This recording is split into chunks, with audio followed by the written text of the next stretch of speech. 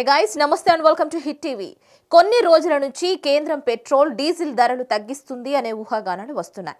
అయితే ఈ ఊహాగానాలన్నిటినీ కొట్టిపారేశారు కేంద్ర పెట్రోలియం శాఖ మంత్రి హర్దీప్ సింగ్ పూరి. ఇక ఈ వ్యవహారంపై ఒక క్లారిటీ ఇచ్చారు. ప్రస్తుతం అయితే పెట్రోల్ డీజిల్ ధరలను తగ్గించే ప్రతిపాదన లేదని తెలిపారు. అంతర్జాతీయ మార్కెట్లో ముడి చమురు ధరల్లో అస్థిరత ఎక్కువగా ఉన్నందువల్ల ప్రస్తుతం కేంద్రానికి అలాంటి ప్రతిపాదన లేదని హర్దీప్ సింగ్ పూరి తెలిపారు. ఇంధన ధరల తగ్గింపుపై మీడియాలో వస్తున్న వార్తలు ఊహాగానాలే అని కొట్టిపారేశారు. ఇంధన లభ్యత ప్రభుత్వ ప్రధాన ప్రాధాన్యత అని ఆయన తెలిపారు.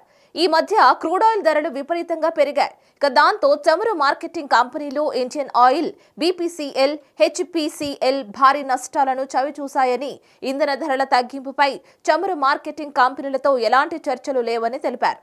ఇక ధరల పరిస్థితిని సమీక్షిస్తూ తాము స్థిరంగా, సానుకూలంగా ముందుకు సాగాలని కోరుతుంటున్నామని హర్దీప్ సింగ్ పూరి అన్నారు. ఇటీవల నెలలో ఇంధన ధరలు తగ్గిన ఏకైక దేశం భారత్ అని ఆయన చెప్పారు. దక్షిణాసియా దేశాల్లో పెట్రోల్ డీజిల్ ధరలు దాదాపుగా 40 నుంచి 80% పెరిగాయని, ఇతర పాశ్చాత్య దేశాల్లో కూడా ఇదే పరిస్థితి ఉందని, కానీ భారత్లో మాత్రం ధరలు తగ్గుముఖం పట్టాయని అన్నారు. నవంబర్ 2021, మే 2022లో 2 సందర్భాల్లో సెంట్రల్ ఎక్సైజ్ సుంకాన్ని కేంద్రం తగ్గించిందని కేంద్ర మంత్రి గుర్తు చేశారు. మరిన్ని అప్డేట్స్ కోసం కీప్ వాచింగ్ హిట్ టీవీ.